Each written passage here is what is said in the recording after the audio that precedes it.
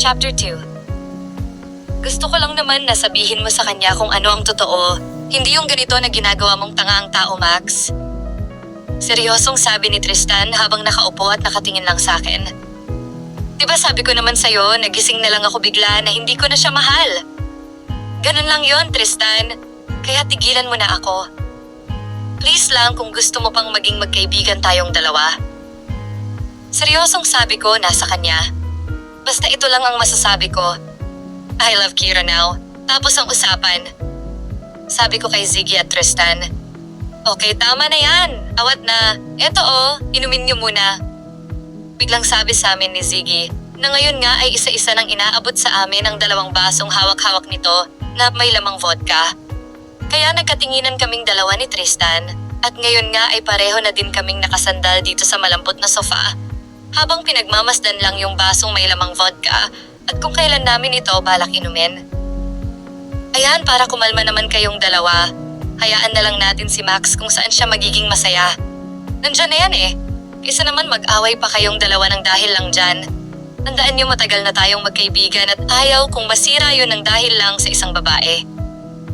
Seryosong sabi sa amin ni Ziggy at dahilan din ng pagtaas kilay naming dalawa ni Max. Whatever you said, Ziggy. Ayaw ko lang naman na baka pagsisihan niya ang mga bagay na ginagawa niya ngayon. Sabi ko na siya namang dahilan ng pagsigaw ni Max sa akin. Sabi na ngang tama na Ano di ka ba titigil dyan sa katatalak mo, Tristan? Bulyo ko sa kanya. Na ngayon ay nakataas na ang 2 kamay nito habang nakaharap sa akin. Okay, fine. I'm sorry bro, di na mauulit. Hinging pa umanhin ni Tristan sa akin. It's okay bro. Sabi nito, ganyan nga. Dapat bati ka agad. Isang cheers nga dyan para sa pagbabati niyong dalawa. Nakataas basong sabi naman ni Ziggy. Kirapov. I was about to enter Ziggy's condo nang bigla na lang ako tawagan ni Dad para pauwiin. Kung minamalas ka nga naman Pero okay lang, magkikita pa naman kami ni Max sa office bukas. Kaya nagpadala na lang ako ng isang mensahe sa kanya na di ako makakapunta dahil pinapauwi na ako ni Dad sa bahay. Nung biglang mag-beep yung phone ko, isang mensahe galing kay Kira, di na daw siya makakapunta dito dahil pinapauwi na ito ng daddy niya. Kaya uuwi na lang din ako. Paalam ko sa mga kaibigan kong lasing na ngayon. End of Pov. Aalis na ako. Sabi ko sa kanilang dalawa, di ba hinihintay mo pa si Kira? Di pa nga siya dumadating tapos ngayon uuwi ka na?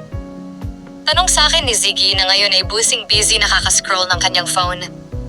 She already go home. Bukas na lang kami magkikita sa office. Sige, mauna na akong umuwi sa inyo. Sabi ko ulit sa kanila. Okay, keep safe Max. I love you.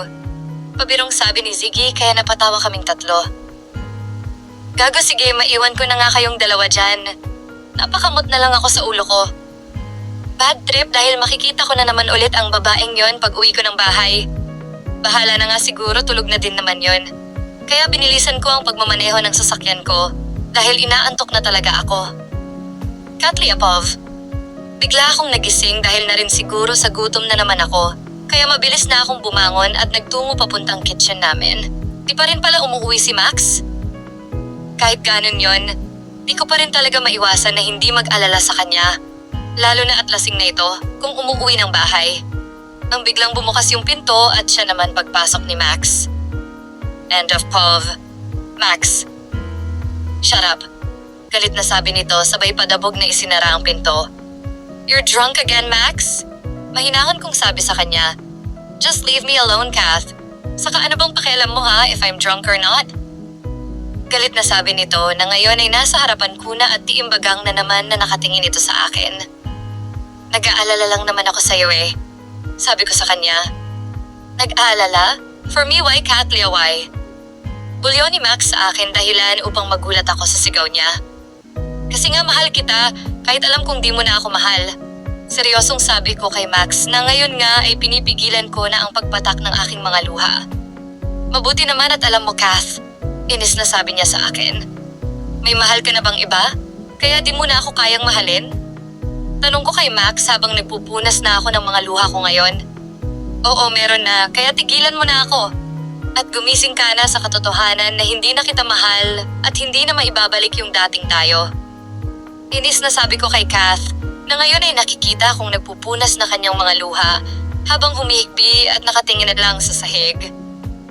Then tell me kung sino siya, Max. Mangyak-ngyak na sabi ko sa kanya. You don't need to know, just leave me alone and go to your room, bitch. Galit na sabi ulit nito habang tinataboy na ako sa harapan niya.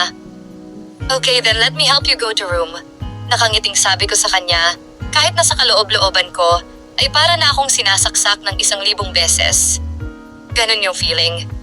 Pero itinulak niya lang ako sanhi nang pagbagsak ko sa sahig. I said leave me alone, bitch!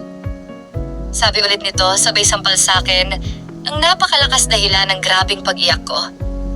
Kaya nagmadali na lang ako tumayo at mabilis na tumakbo papunta sa kwarto ko at narinig ko pang sabi nito, You deserve it, bitch. Yeah, tama nga siya. I deserve all of this. Dahil minahal ko siya ng sobra. Nang biglang tumunog ang phone ko. Hey Kath, okay ka lang? Umiyak ka ba? Sinaktan ka na naman ba ni Max? Tanong ng kaibigan kong si Tristan. Hindi naman, bakit ka nga pala napatawag? Pag-iiba ko ng usapan. Gusto ko lang malaman if you're okay. Sabi ulit ni Tristan. You don't need to worry about me, Tristan. Kaya sige na matutulog na ako dahil may pasok pa kami bukas. Sabi ko sa kanya habang pinipigilan ang paghikbi ko at pinagmamasdan itong magandang chandelier na may iba't ibang kulay sa kwarto ko. Bye, Kath. Have a nice sleep. Sabi ni Tristan pagkatapos ay ibinaba ko na ang phone ko. Tristan, Pov. Alam kong hindi siya okay dahil narinig ko siyang umiiyak. Ayaw niya lang ipaalam sa akin na nag-away na naman sila dahil ayaw niyang mag-alala ako at sabihin kay Summer. End of Pov. Kathlia Pov.